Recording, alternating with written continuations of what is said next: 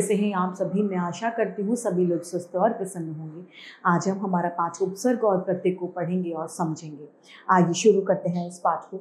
ये है पाठ 15, उपसर्ग और प्रत्यय। आप जानते हैं कि वर्णों के सार्थक मेल से शब्द बनते हैं।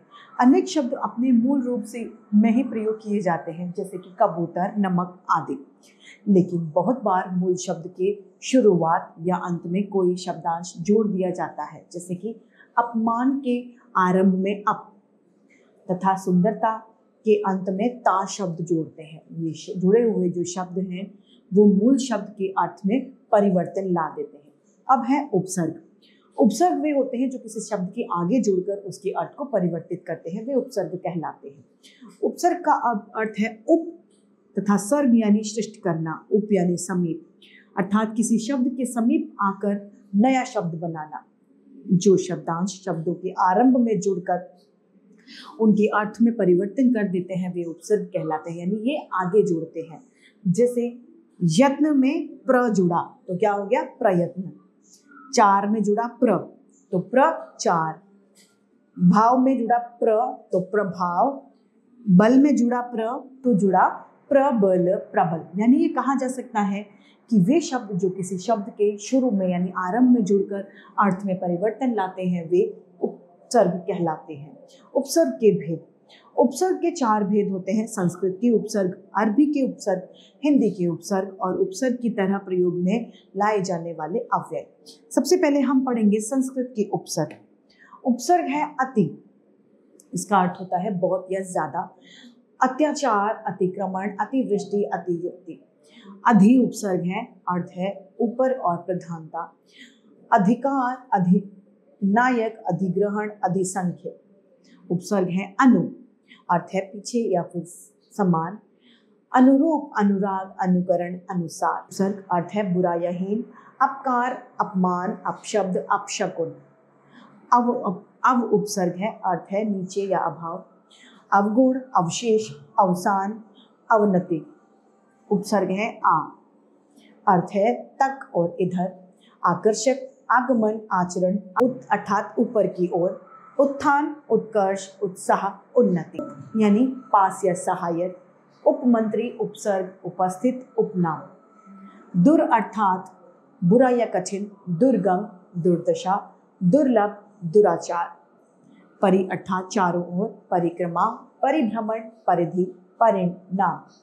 प्रति अर्थात हर एक, प्रतिदिन, प्रतिमान, प्रतिपल, प्रतिध्वनि। स्व अर्थात अपना या निजी। स्वदेश, स्वतंत्र, स्वभाव, स्वाभिमान, अर्थात सरल या अच्छा। सुगम, सुयश, सुपत्र, सुपुत्र, सुशील। हिंदी के उपसर्ग दिए गए हैं। उपसर्ग है अ, अर्थ है नहीं, अभाव। उपसर्ग से बने शब्द हैं अनिति, अकारण, अकाल, अथाह। अध यानी आधा। अधपका, अधखिला, अधमरा, अधजला। 19 उपसर्ग है, अर्थ है एक कम। 19, 39, 49, 59। क या कु यानी बुरा। कपूत, कुपोषण, कुचक्र, कुराज। नि यानी रहित। निडर, निहत्या, निशंक, निष्प्राण। सु अर्थात अच्छा। सुडौल, सुगढ़, सुगढ़, सुजान, सुअवसर। अरबी फारसी के उपसर्ग है कम, अर्थ होता है थोड़ा। कम अक्ल, कम खर्च, कमजोर इत्यादि। गैर अर्थात बिना। गैर जरूरी, गैर हाजिर, गैर कानूनी, गैर जिम्मेदार।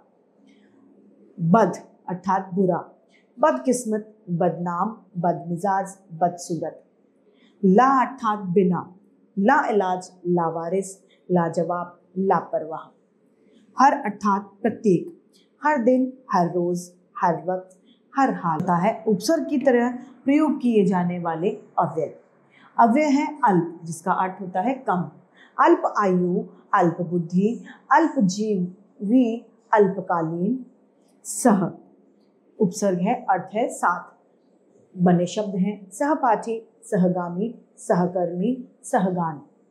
उपसर्ग है पूर्व, अर्थ है पहला।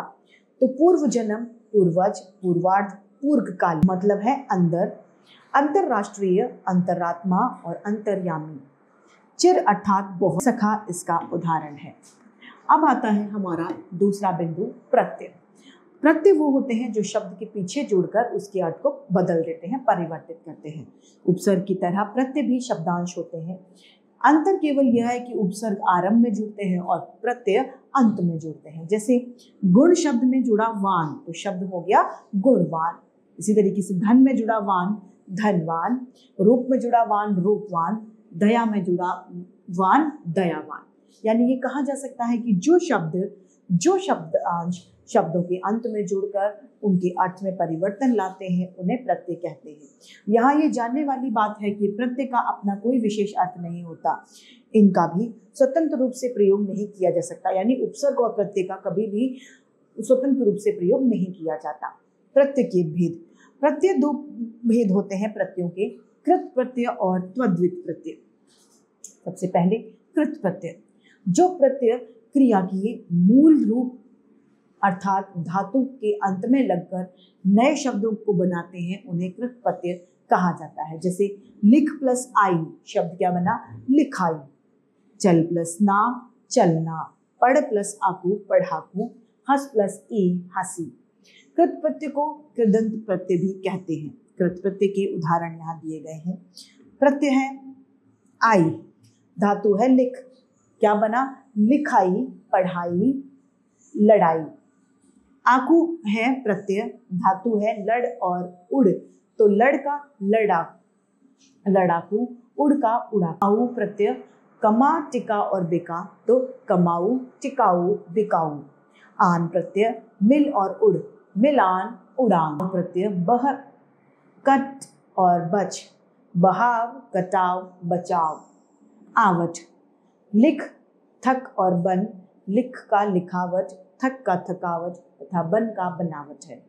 आहट चिल्ला चिल्लाहट, घबरा घबराहट, मुस्कुरा मुस्कुराहट। बोल प्लस बोली, घुड़क घुड़की।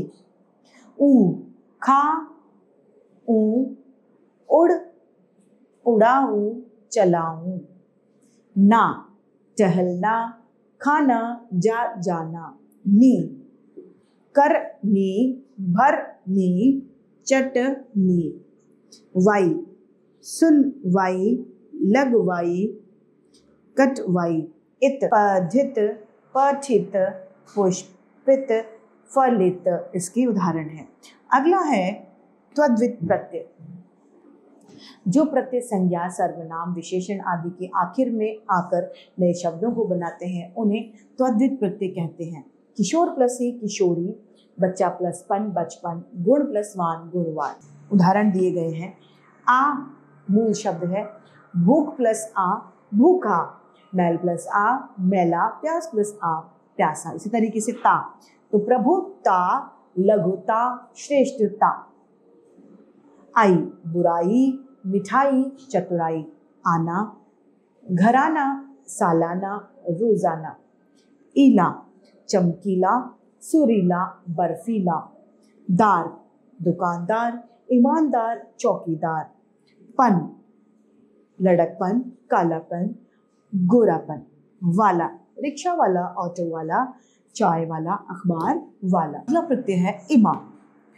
इमा में काला, नीला और लाल। काला कालिमा, नीला नीलिमा, लाल लालिमा। तम श्रेष्ठतम, महानतम, उच्चतम। नीय गोपनीय, आदरणीय, पूजनीय। वान बलवान, शक्तिवान, चरित्रवान। इक सामाजिक, धार्मिक, दैनिक। ईन नमकीन, रंगीन, शौकीन। इसी के साथ पाठ समाप्त होता है। आइए इसे संक्षेप में दोहराएं। उपसर्ग वे शब्दांश होते हैं जो किसी शब्द के आरंभ में जुड़कर उसके अर्थ को बदल देते हैं या परिवर्तित कर देते हैं। हिंदी में 4 प्रकार के उपसर्ग का प्रयोग होता है, संस्कृत के, हिंदी के, अरबी के तथा अरबी फारसी के उपसर्ग और उपसर्ग की तरह प्रयोग में आने वाले अव्यय। जो शब्द किसी अंत में लौटकर उसके अर्थ को प्रभावित करते हैं वे प्रत्यय कहलाते हैं। प्रत्यय के 2 भेद होते हैं, कृत प्रत्यय तथा तद्वित प्रत्यय। कृत प्रत्यय को कृदंत प्रत्यय भी कहा जाता है। तो इसी के साथ ये पाठ समाप्त होता है। मैं उम्मीद करती हूँ सभी को समझ में आया होगा। आज के लिए इतना ही, फिर मिलते हैं। धन्यवाद।